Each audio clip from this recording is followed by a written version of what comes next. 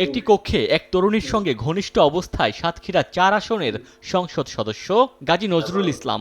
সামাজিক যোগাযোগ মাধ্যমে জামায়াতের এই এমপির ওই নারীর সঙ্গে অন্তরঙ্গ সিসিটিভি ফুটেজ ছড়িয়ে পড়তেই শুরু হয় ব্যাপক আলোচনা ও সমালোচনা।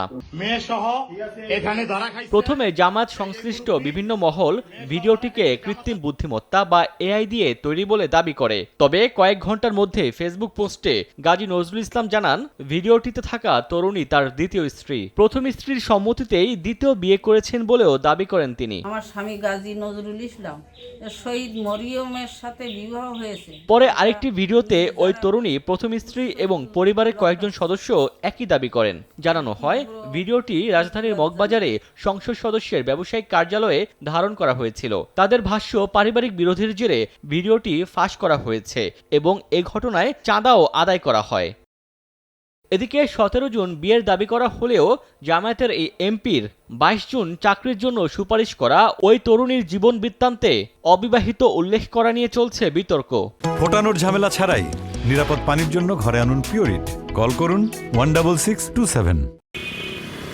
নিরপেক্ষ তদন্ত করে প্রকৃত তথ্য জনসম্মুখে তুলে ধরার দাবি এলাকাবাসীর। একজন এমপি হিসেবে তাদের সামাজিক অবক্ষয় এটা অত্যন্ত নিন্দনীয় এবং দুঃখজনক। এর একটা প্রভাব আসলে যারা উঠতি বয়সী ছেলেমেয়ে, বিশেষ করে টিনেজার, তাদের মধ্যে পড়ে এবং এটা সামাজিক একটা নেতিবাচক প্রভাব তো সুদূর প্রসারী। এদিকে ভাইরাল ভিডিওটি নিয়ে বিব্রতকর পরিস্থিতির কথা স্বীকার করে স্থানীয় জামায়াত নেতা জানান, দলীয়ভাবে বিষয়টি তদন্ত করা হচ্ছে। আমরা ওনার সাথে কথা বলি, যোগাযোগ করি। উনি এটা আমাদেরকে জানিয়েছেন যে এটি তার বৈবাহিক সূত্রের মাধ্যমে দ্বিতীয় স্ত্রী।